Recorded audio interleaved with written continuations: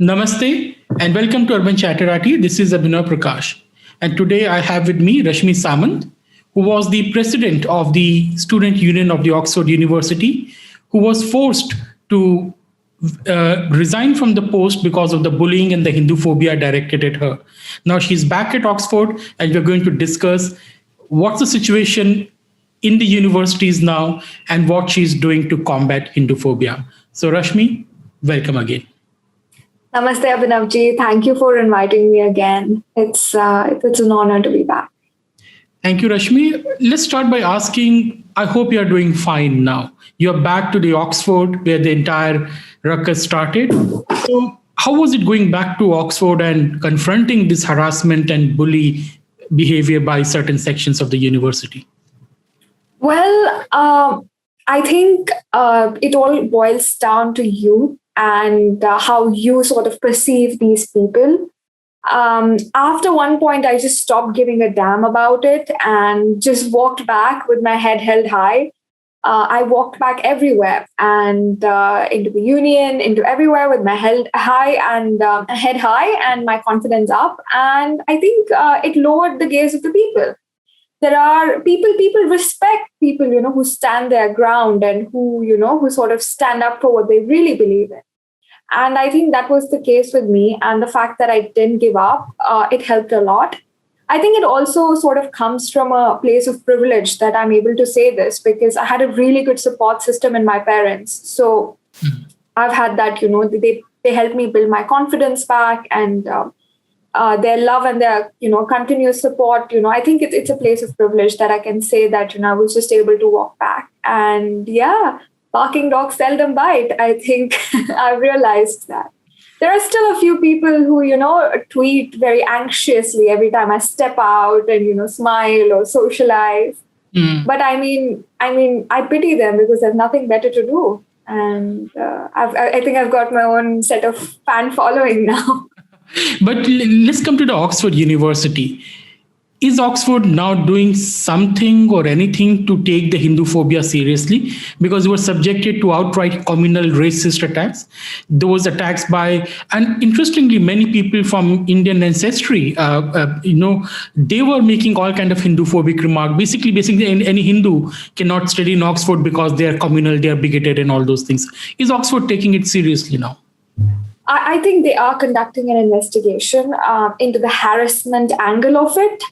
I think Hinduphobia is still a touch and go word for people now. I mean, people are finding it very hard to accept that word. So I don't know where that is, but I think they are investigating the harassment that I went through because it was clearly a case of harassment for people to stalk my parents, to stalk me, to, sort of take personal pictures from my mom's profile and then sort of splash it all across the internet. So I think they need to take it seriously if they want to bring justice as a university. But I mean, it's been 4 months and they're still investigating. So yeah. I think only time will tell. Otherwise, they're very quick to take action in such cases if the victim belongs to some other religion or background. So yeah. I think Oxford still has to overcome this racist bias, which they are still apparently subconsciously indulging it, if not actively. Right. I feel that it is just not Oxford, the world in general. There's double standards in the way they deal with different situations, even if it's the same exact thing. When there were accusations against me that, I was bigoted and, just because I'm Hindu, that I'm bigoted and inherently not capable of, taking over as president. They didn't conduct an investigation. I was just asked to resign. And now when the ball is in the other court, they're creating an elaborate investigation so that everybody gets to say their side of things. So that there's, everybody gets space to sort of explain their side and, they want to come to a conclusion in a very proper manner by crossing all dots and, crossing all the I's and T's. And I think the double standards is quite hilarious in the way they treated me. But did you say that Oxford University asked you to resign? Well, the resignation was demanded. It was on popular demand. So I think Popular demand. We know this popular demand. So you were elected by the popular vote, but a woke minority then takes over the popular demand. they are people who have weaponized the idea of social justice to prey on common people's emotion to further their agenda. I think that is the woke cancel culture more, because I think we are all inherently good people, that if there's injustice happening out there, we can't see it. Like, all of us have a conscience. Most of us. I don't want to say all of us. Most of us. I think the woke people are the people who have mastered the art of preying on this inherent emotion that people have, of seeing good things in society, of seeing, of bringing people out of oppression, of helping people who are discriminated, and sort of using this sentiment that people have to further their agendas. And they selectively apply this bias. You can clearly see it, because they only come out in support of people only when they fall into a particular category, and not in general when people are being wronged. So that clearly shows the sort of double standards. I think this is a community which is trying to push a totalitarian agenda by hiding behind a lot of goody concepts in the society. So they're sort of like, masked, but they're sort of propagating this. But and this is something which many people are now openly talking about in the West, both in the UK, in the US. The French government is openly pushing back against this kind of woke culture. Do you think that this woke culture, if we can call it culture at all, is it destroying the universities as the place of free thinking and learning? Totally. I mean, for a university which supports people of all backgrounds, they were very quick to dispose a woman of color as their president. If you look at it that way, and that was the first Indian woman at it. They were very quick to dispose her when they are upholders of equality in today's society. So I think the woke cancel culture is definitely inhibiting free speech on campuses, because campuses are a place where we formulate our ideas, where we are allowed to debate and discuss various aspects of our society, various nuances of our society, and then form our opinions as people. But here there's a sort of a totalitarian thing. You're just not allowed to have another perspective. You cannot agree to disagree. What kind of an unhealthy, place is it that you're not, you're just automatically not allowed to have a discussion, to sort of debate? You're just supposed to accept a set of, demand, or a set of like agenda, and, agenda based sort of, philosophy. And I think that's scary, especially I think on American campuses. Students can't survive if they come out as Republican for whatever reason. Mm-hmm. They can't survive, and I think that's ridiculous, that you get ostracized just because you hold a different philosophy or a different sort of way of thinking, and you're totally ostracized, and there is no platform to agree to disagree. There's no platform to debate. Everything is sort of in a hierarchical fashion, and you're sort of pushing it that way. Isn't that how discrimination and colonization started? It started with masters, basically. It's basically, I think, colonization of thought at this point. In the that's past, a very important point. Colonization of thought, yes. In the past, it was colonization of material and materialistic things, and people used to take over lands and sort of have a totalitarian sort of rule. The British rule was a totalitarian sort of colonized rule that gripped many parts of the world. And I think now they know that you can't sort of push that, because as collectively we've sort of come out of that, and the society has recognized that it's bad, and those kind of agendas will no longer will find any relevance in today's society. So they've found new ways of pushing a totalitarian control, and that is by colonizing thought. And I think by doing this, we are just not going forward as society, a society where we want to value equality. Basically, we are bringing forward the same sort of unjust, discriminated sort of society in a different fashion. We've basically changed the clothing. We've just made it look more modern and acceptable.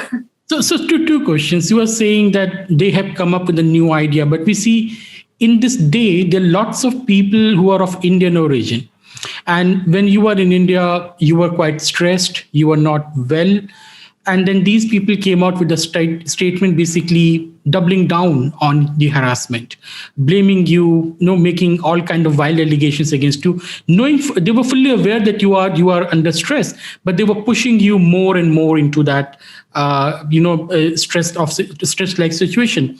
So how do you explain this thing? You are saying somehow you are indicating that is the Western countries were trying to do the colonization of thought, but you have so many Indians involved in it.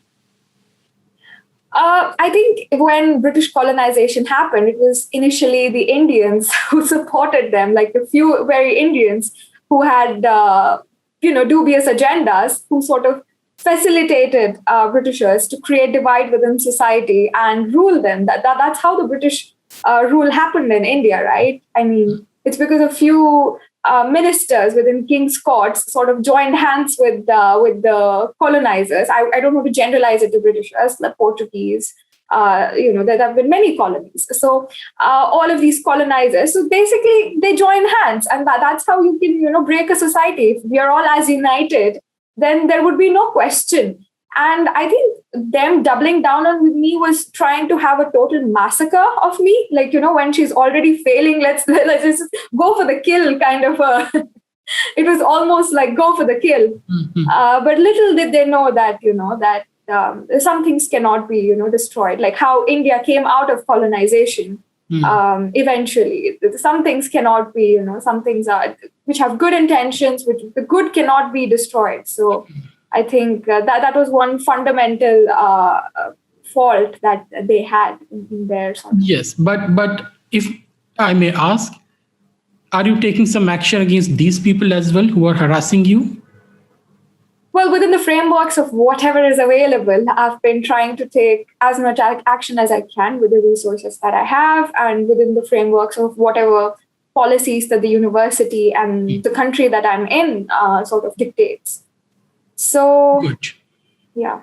Good, but let me ask you something else now. We are seeing that of late, you are talking more and more about Hinduphobia, how Indians, especially those who are from the Hindu background, are demonized and are blamed for all kind of things, irrespective of their caste, right? If they irrespective of their community, they will come up. If you are from a scheduled caste, then you can't be Hindu. If you're coming from, let's say, a Brahmin caste, then you are demonized, in the woke culture. So it is basically, if you're Hindu, that you need to be demonized, and you're raising your voice against this. So when was this realization of Hinduphobia came to you, that there is a Hinduphobia in the world? I think this realization came to me when I was sort of discriminated.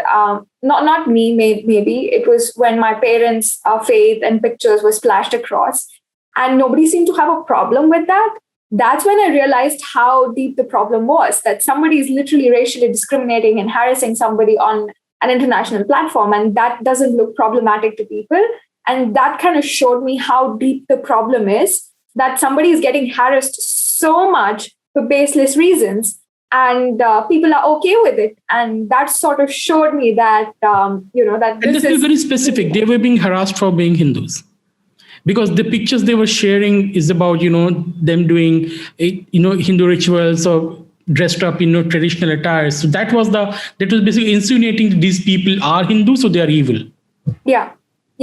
And, it was not from my profile either. Like, I didn't have any in the past, any Hindu pictures, and or with my parents. I never, uploaded it anywhere on my profiles, any of my profiles. It was on my mom's profile, and it was an old picture from my mom's birthday with, my mom in a salwar and my dad in a dhoti. We're South Indian, so in a basically lungi, if you would like to say. And they were standing in front of the mandir in our house, and it was a very, very sweet picture that I took of them, and that somehow indicated my character. And I mean, how do you reach at these?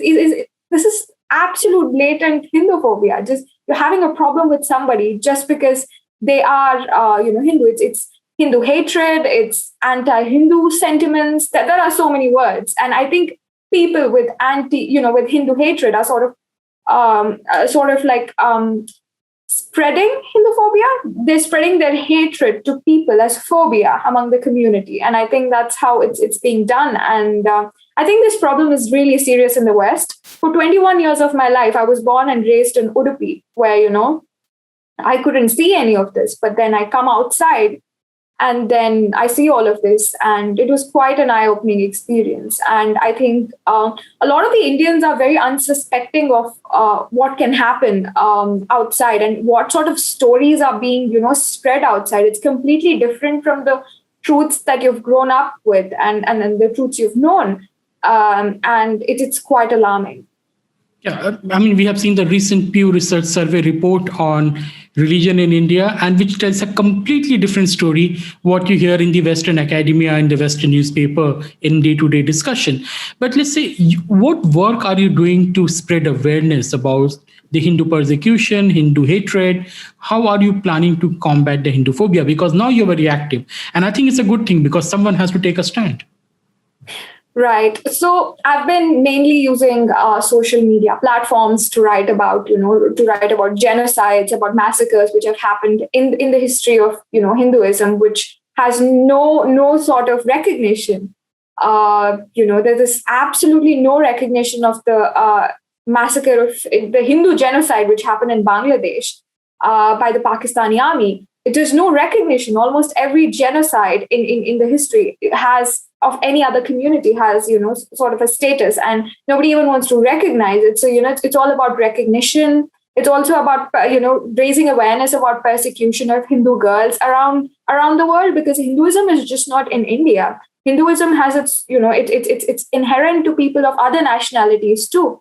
And there's a huge human rights issue around how Hindus are being persecuted in Pakistan and Bangladesh in today's date. And, it's pure blatant human rights violation. And none of the international organizations want to take it up because they don't want to be seen as communal. And there's this huge problem of grooming here in the UK. So Hindu girls, Sikh girls, they get groomed by gangs. There are grooming gangs, and mostly of Pakistani origin. Pakistani There's origin, coverage of that in the media, yeah. Yeah, there is news coverage of that, and even the British government is very scared to crack it down very seriously, because they're very scared of being branded Islamophobic, because that word, I've been saying it quite a lot now. That word is being, it's being splashed around like dhania, basically. Like, you say anything, you are critical of some members of the Islamic community, and then you get branded Islamophobic. And which is funny, Rashmi, because Islamophobia means that you're blaming someone for disliking a religious philosophy. It's not even Muslim phobia, right? It's Islamophobia. Yeah. So you're not basically allowed to criticize Islam at all. That's a blasphemy law. But, I'm not even criticizing Islam at this point. I'm just, I'm just about some people who are Muslims, right? Who are Muslims and who are propagating a lot of grooming with the intention of taking Islam to, more people. And it's human rights violation again. It's human trafficking. It's drug abuse of minors. It's rape of minors. It's statutory rape because minors can't consent. And, all of this is, in the UN Charter for Children. It's clearly written down. And I'm not even critical of the religion at this point. I'm just critical of few people who are doing this in the name of religion. I think the community has to address it. People within this, the good people within the Muslim community have to address it. The good people within other communities have to address it. All of us have to collectively address it, because by the end of the day, they are our children. They are our community. And just because we are scared of, being tagged communal, we care so much for our reputation and for what we are tagged and perceived as in society, that we actively choose not to take up some causes which are actually so scary and so bad. And so So I've been trying that a we have lot. seen such cases in India. And recently, an entire network was busted because they were converting people who were differently able. So people who can't speak, who can't see, they were being, lured into conversion. So I think that's a clear-cut human rights violation. Coming to the Bangladesh genocide, I remember I shared a picture last year or last year about it was a picture and the Hindu community was basically freeing. It's a very dreadful picture to look at. And I wrote, the Hindu, this many Hindus were killed, and immediately there was a barrage of attack saying that this is a fake picture. No such thing happened. They actually go to the extent saying no such thing happened. This is the communal bigoted Hindutva propaganda. I mean, millions of people were killed and you're saying it never happened because those people were Hindus. So what is the reaction when you are talking about these things? What is the general reaction within the Indian community and also the wider Western community? Well, it's very funny you ask this question because I've never, every time I speak about this issue, I'm very careful to, use very sensitive words so that I don't end up hurting some genuinely good people. So I use words like, I speak more about how our community has suffered rather than point too many fingers at people who caused the suffering, so that there is more, I want recognition for our suffering to begin with. And people say that every time I say that, genocide happened and so many Hindus were killed and all of that, people of other communities come and comment that you're spreading hate, that you're a hate spewer. How am I spewing hate by speaking about our sufferings? It's actually ridiculous that people are calling me bigoted for just speaking about sufferings of our community, and they think that I'm spewing hate. It's absolutely, it's very funny. And I receive a lot of hate, a lot of threats, and I think it's just threats. What kind of threats? I don't know, some weird. I mean, the usual. I think there's a lot of this, and I think I don't take it seriously. I just feel like comes with the with the sort of a social life. And if you're talking about something important and if you really care about it, then I think you have to sort of put up with anything that comes along the way. But that's true. If you look at the last 150 years, they are full of Hindu genocides and ethnic cleansing. It started when the British disarmed the Indian population, and suddenly you see the Hindu genocide starts in the periphery first, in the northwestern subcontinent, which is now Pakistan, and in the region of Afghanistan. In Xinjiang, the Uyghur Muslims killed the small Hindu community. They simply slaughtered all the Hindus. It happened in Bangladesh, 47, 50s, 70s. It happened in Kashmir, ethnic cleansing. It is happening in Pakistan as we speak. It's a slow ethnic cleansing of the people. But somehow talking about it is not allowed, right? You just can't speak about it. Otherwise, you are fascist or you are evil, communal. You're Islamophobic. You are That's the word. Right? So apparently people killing you in the name of Islam, they're not Islamophobic, but you who is getting killed, you are Islamophobic. But what is the reception in the general British population? Of course, I know you are in university, so it's a closed group. But what is the reaction of the British people? I'm not talking about people from India and Pakistan and so on. Not talking about academic community as such, because they are extremely polarized. But let's say in general, what do you think about Hindus in general? Well, I think it's a very, very complicated question. There are many layers to how it's seen. Hindus in the UK are one of the richest minorities of the country. And a lot of the Hindus are occupying very high positions within the government. Preeti Patel is the Home Secretary, and Rishi Sunak is the Chancellor of the Exchequer right now. And I think I did see a lot of, at least through tabloids and in the media, this is per se separate to the general public. I think in the tabloids, I did see a lot of people make cartoons of, politicians. I think it's sort of acceptable here, but the cartoons that get made of Preeti Patel are very Hinduphobic.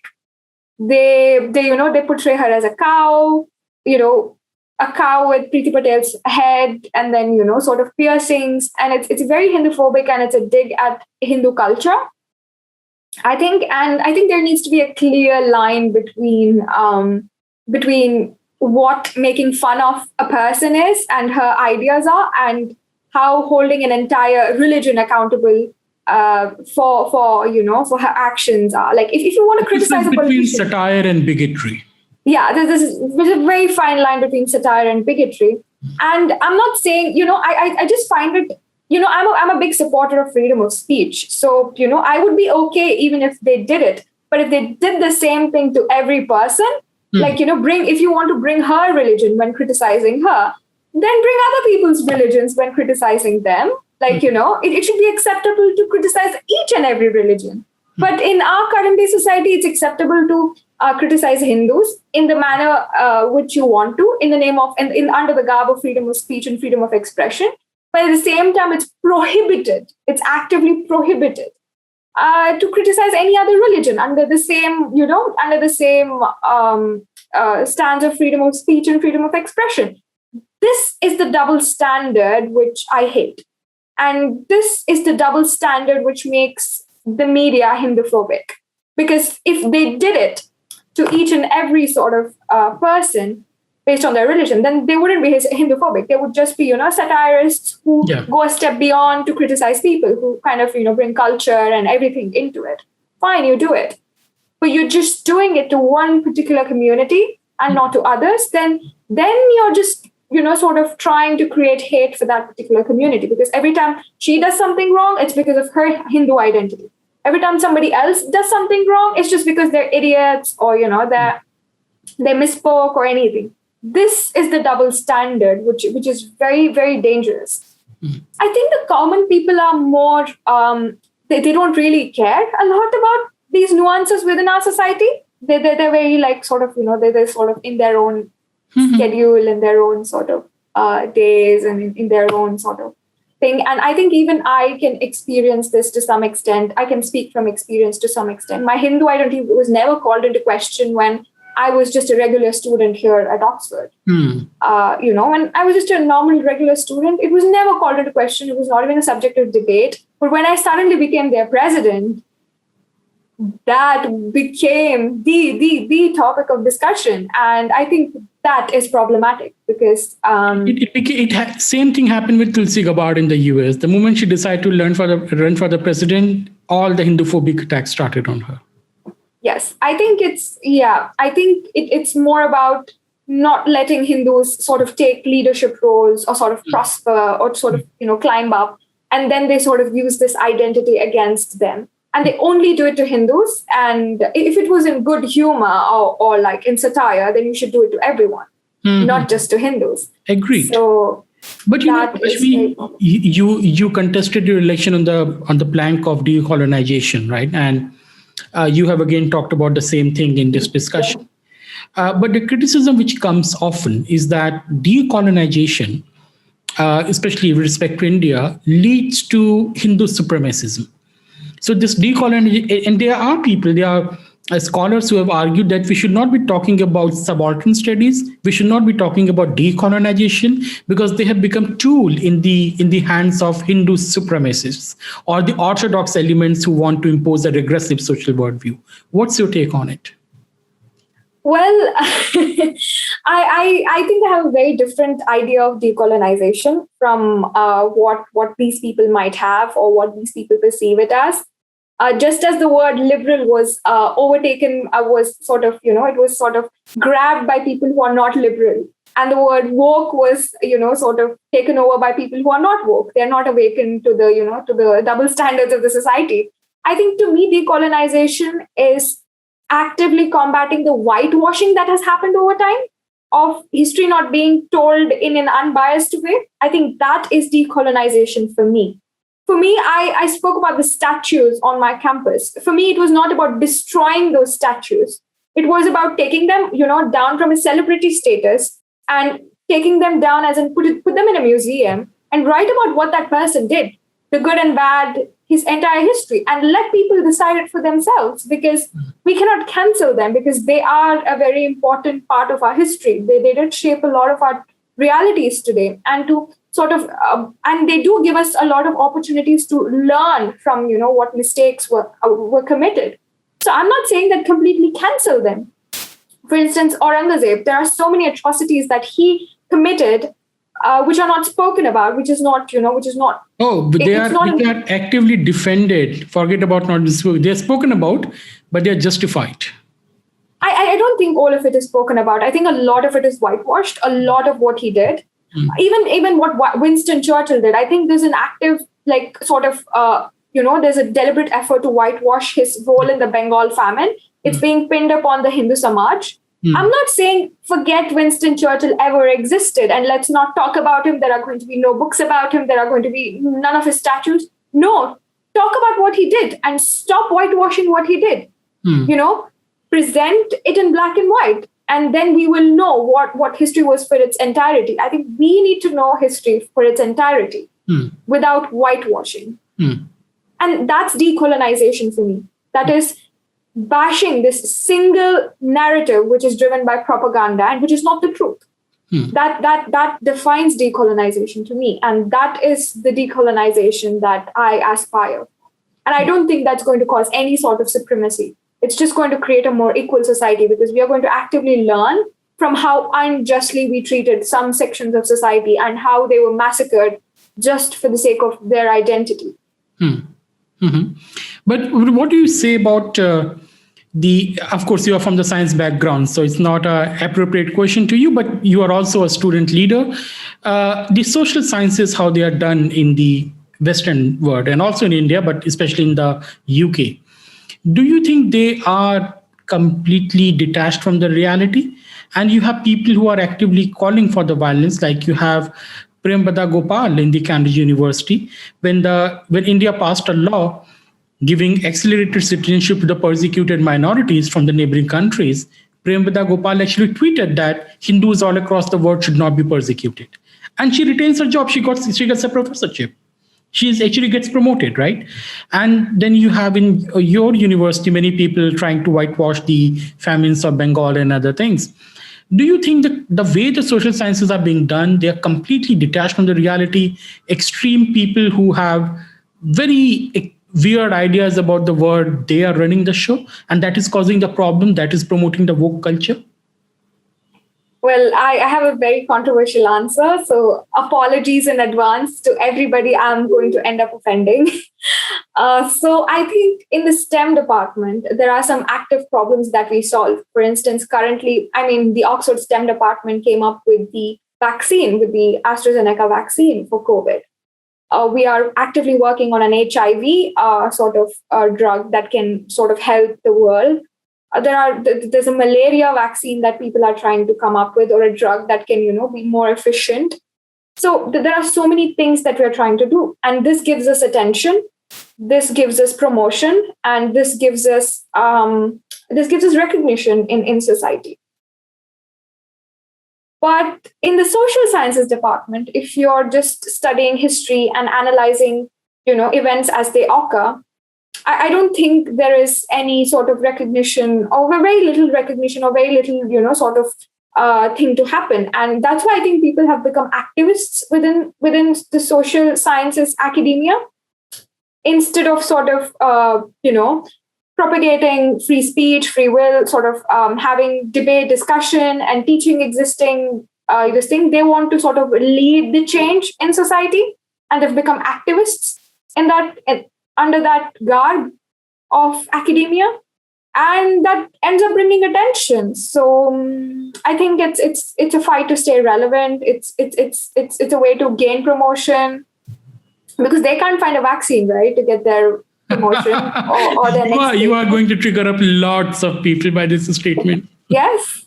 And I think it's going to be dug up in the future too, if I choose to stay active in public life. It's going to be dug up, and it's going to be heralded. What a 22-year-old said, yes, it's going to be relevant. Yeah, it's going to be said that this person is anti-knowledge. She's against anti-intellectualism.